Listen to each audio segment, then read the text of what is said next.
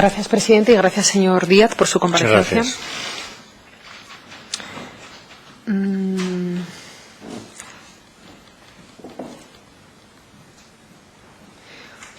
Antes hablaron del procedimiento de tramitación de las encomiendas. A mí me gustaría saber me gustaría pedirle que usted me dijera o nos dijera cuál era el procedimiento concreto de tramitación de una encomienda de gestión cuando usted estaba en la consejería. ¿Cuáles son los pasos desde que se inicia la tramitación hasta que se paga la factura? Bueno, vamos a ver. Forma más breve.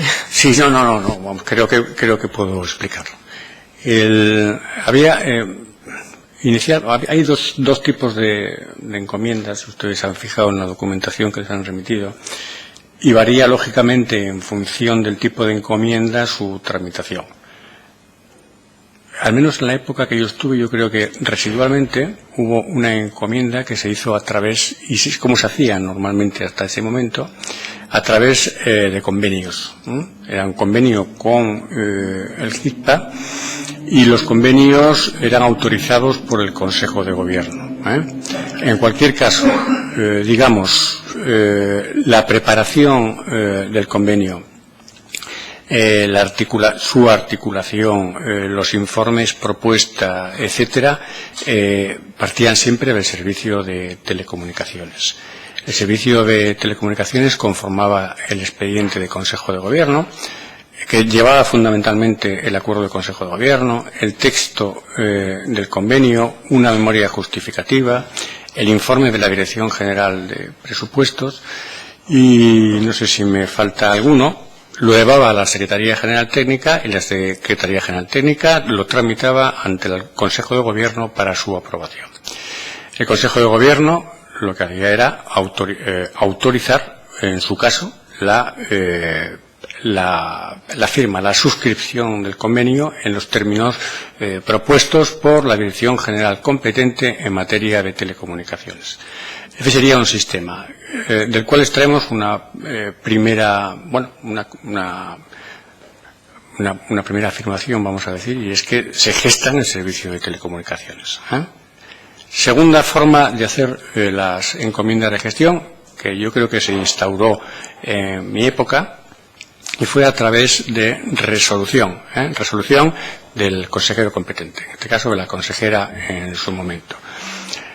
¿Por qué se cambió el sistema? El sistema se cambió porque la empresa GISPA pasó a ser un ente instrumental, un medio propio del Principado, así se recogió en sus estatutos, y esta condición, precisamente de medio propio, permitía considerar al GISPA como un órgano dependiente de la consejería. Además, porque el poder de dirección de la empresa estaba en manos de la propia consejería, en cuanto que la mayor parte de sus miembros eran miembros del Consejo de Administración. Es por ello que, en aplicación de la Ley de Régimen Jurídico de la Administración del Principado de Asturias, se consideró que no hay nada que conveniar con una empresa que es un ente instrumental, que debe recibir órdenes, instrucciones y cumplirlas. Con lo cual, eso va en contra, lógicamente, de la naturaleza del convenio, que es un instrumento en virtud del cual se pactan las condiciones de ejecución de algo. Bien, decíamos entonces que había dos instrumentos, uno el convenio y otro la resolución. En ambos casos, y en este caso en particular en lo que respecta a la resolución, lo que se hacía era, entraba absolutamente dentro del marco de actuación y de gestión del servicio de telecomunicaciones, de la Dirección General de Telecomunicaciones, hacían una propuesta de encomienda de gestión, se aprobaban previamente las tarifas, lo elevaban a la firma de la consejera para su firma y la encomienda de gestión ya estaba realizada. En algunos casos, la encomienda de gestión llevaba una instrucción previa, si por las circunstancias del caso era necesario que el ente instrumental, GISPA, realizara algún tipo de actuación previa a la encomienda en sí mismo, por razones de tiempo u otras circunstancias. recibida la encomienda por el GIPA la ejecutaba conforme a las prescripciones de la resolución de encomienda, porque la encomienda es el marco jurídico al que hay que atenerse para el cumplimiento de las obligaciones por parte del GIPA. Sacaba a licitación o por sus propios medios realizaba las actuaciones necesarias y una vez realizadas presentaba a la consejería las certificaciones y las facturas correspondientes para el pago y para la justificación de la actuación. No sé si lo expliqué debidamente o necesita algún... Sí. Yo quisiera preguntarle, gracias por la aclaración o la explicación. Usted dice que el segundo tipo de encomienda, que era por resolución, sí, que entró o empezó a funcionar, decía usted sí, que con usted mismo, sí. más o menos, ¿cuándo fue eso? No lo recuerdo, pero puede ser 2008, por ejemplo. Más o menos, más o menos. Déjeme preguntarle, ¿quién podía firmar convenios o quién puede firmar convenios? Los convenios, quien designe el Consejo de Gobierno para su suscripción. Normalmente es el propio consejero del ramo a quien se le faculta para firmar el convenio, pero en su defecto puede ser quien el Consejo de Gobierno considere que deba de firmarlo. Normalmente suelen ser los consejeros, aunque también los directores generales se les suele facultar para firmar los correspondientes convenios. ¿Podía el presidente de Gobierno, por tanto? ¿Firmar convenios? Me deja usted un poco dudoso en este momento, pero dudoso porque no sabría decir exactamente. Normalmente los convenios se autoriza a un consejero, se autoriza a un director general, normalmente. No sabría decir exactamente si el presidente puede o no firmar un convenio. Se lo digo por la noticia que aparecía en 2007 de que Álvarez Areces había firmado con FEBE un convenio y me preguntaba si ese convenio tenía entonces validez legal. Era un convenio de colaboración entre el Principado y FEBE con el objeto de construir fibra. Oí hablar de ese convenio. Oí hablar de ese convenio. Lo que pasa es que yo no sé si es un convenio, yo no he visto el texto del mismo, pero no es un convenio o un preacuerdo, un acuerdo de intenciones más que un convenio en sí mismo. Quiero decir con ello que no sé siquiera si pasó por Consejo de Gobierno o no. Eso le iba a preguntar yo a usted, si se llegó a elevar a Consejo de Gobierno. Desde luego en la prensa aparecía como un convenio. ¿De qué fecha es, perdone, de qué fecha es? Mayo de 2007. Mayo de 2007. Yo no tengo conocimiento de que pasara por Consejo de Gobierno, pero es probable que fuera un preacuerdo, que fuera es decir, porque que no fueran compromisos en firme, que fuera otra cosa, pero tampoco se lo puedo asegurar con precisión. Bueno, lo que llama la atención es que si fuera otra cosa, se anunciara como un convenio entre FEBE y el Principado en prensa y la duda que tenemos es si se llegó a elevar al Consejo de Gobierno y bueno, si tenía validez. No, yo no creo que se elevara al Consejo de Gobierno. Yo creo que incluso hasta hubo un informe, yo creo, del Servicio de Telecomunicaciones donde analizaba ese preacuerdo y llegaba a la conclusión de que no podía ejecutarse en los términos en los que estaba establecido. Yo no recuerdo el contenido de ese informe, que lo hizo el Servicio de Telecomunicaciones, pero esencialmente venía a decir que ese acuerdo no era ejecutable en sí mismo, que tenía la configuración, la naturaleza de preacuerdo, que para su normal tramitación habría que elevarlo a Consejo de Gobierno y que no tenía la consideración de convenio ni podía ejecutarse en esos términos porque alteraría la competencia, porque iría contra los principios de igualdad, etcétera, etcétera. No lo sé, no recuerdo exactamente, pero fue un informe que hizo el Servicio de Telecomunicaciones, de que tuve conocimiento, Eso sí, tuve conocimiento de ese. El jefe del Servicio de Telecomunicaciones me lo pasó y a mí me pareció adecuado. O sea, usted recuerda bien que Sí, se paró, por lo tanto... Recuerdo, lo que le estoy diciendo, lo que no recuerdo es el contenido exacto, exactamente. Sí recuerdo el hecho, el hecho. Lo que no recuerdo es qué decía el convenio exactamente, ni cuál era su naturaleza, pero sí recuerdo que ese convenio, efectivamente, convenio, preacuerdo, como se quiera llamar, existía y que no se aplicó. no se ejecutó en los términos en los que estaba dictado, digamos. Por lo tanto, entiendo que cuando se formaliza la encomienda, no se menciona, la encomienda en este caso para la construcción de la troncal de Occidente, no se menciona a FEVE porque formalmente no había nada. Quiero decir, ese convenio al final, convenio, preacuerdo, llamémoslo como sea, es decir, trascendió como acuerdo y así fue como se vendió en la prensa. No había nada y cuando HITPA saca el pliego sigue sin haber nada, entendemos, con FEVE en este caso. Sí, yo en la encomienda, en el dictado literal de la encomienda, nada se dice de que se deba encomendar a FEVE, vaya. Es más, hasta donde tengo entendido, la licitación que el HITPA hizo en ejecución de esa encomienda fue una licitación abierta, respetando el principio de neutralidad, los principios correspondientes, y no se ponía por dónde debía discurrir, digamos, la troncal correspondiente. Yo lo que sí creo es que al hilo de la polémica con este asunto de los derechos de paso, no derechos de paso y tal, yo creo que la encomienda de gestión, la verdad es que no dice, lo único que dice es que se construya una troncal. Yo he oído, porque he seguido algunas de las comparecencias que se han realizado en esta sede, y he oído decir que se identifica la construcción con que esa construcción se haga en terrenos de propiedad del Principado.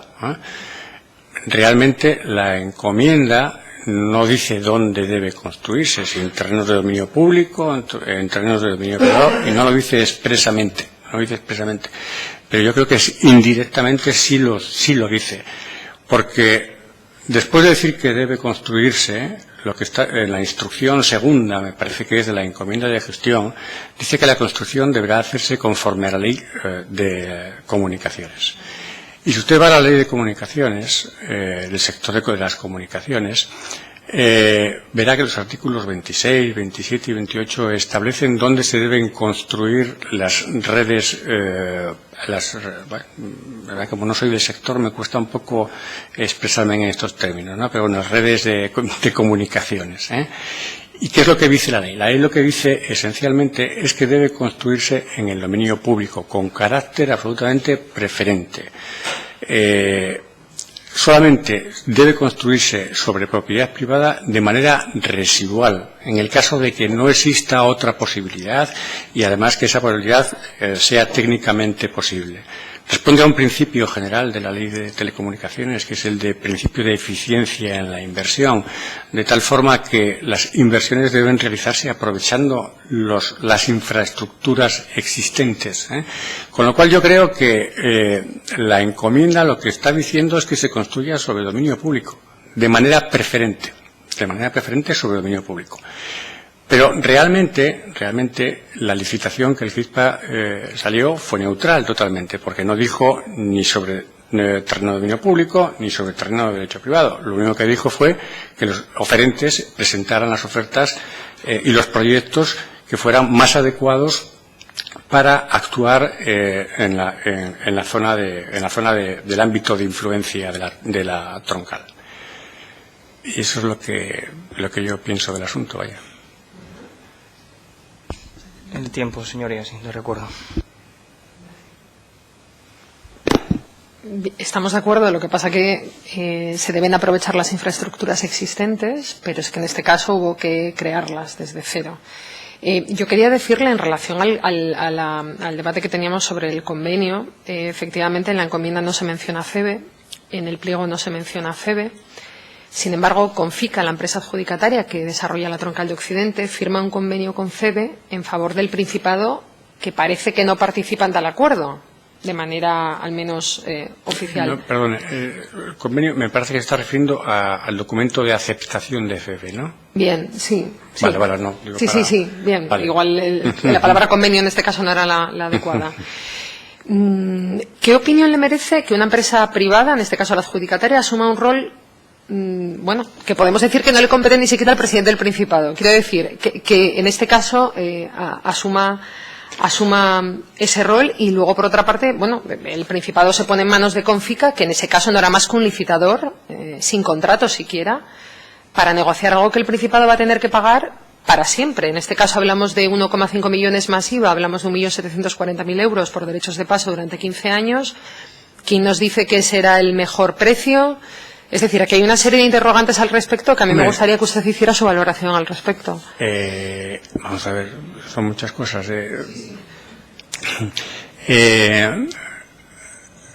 Vamos a ver, lo que no cabe duda es que si pasa por el dominio público ajeno hay que pagar un canon. Eso parece que es una cosa indiscutible porque lo dicen las leyes ferroviarias y así lo explicó el señor Arrate cuando vino a esta comisión, que lo explicó magníficamente. Desde el punto de vista de la legislación ferroviaria hay que pagar canon.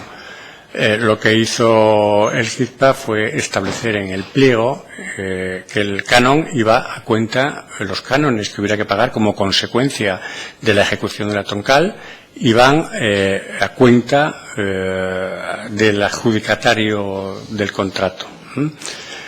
Con lo cual no me parece, vamos, extraño, porque es bastante habitual en los contratos que los cánones y las tasas y cualquier tipo de impuesto o de gravamen que haya que pagar como consecuencia de la ejecución del contrato vaya a cargo del contratista y el contratista luego lo repercutirá en la factura, en la obra o como corresponda. Eso no lo sé exactamente. Pero igual me perdí un poco.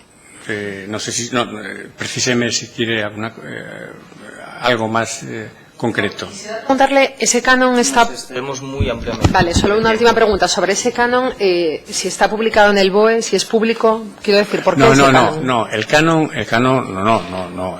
es el que se establezca por la autoridad ferroviaria, y yo supongo que en el canon puede y debe participar la entidad que debe pagar el canon, o en este caso el CISPA probablemente, no lo sé si intervino en el tema del quantum del canon, en la cantidad del canon que había que pagar. En cualquier caso, 1,5 millones, yo no sé si es mucho, si es poco, no tengo ni idea, pero en cualquier caso, es decir, cuando transcurran los 15 años habrá que pagar el canon otra vez si se desea seguir con la prestación del servicio, evidentemente.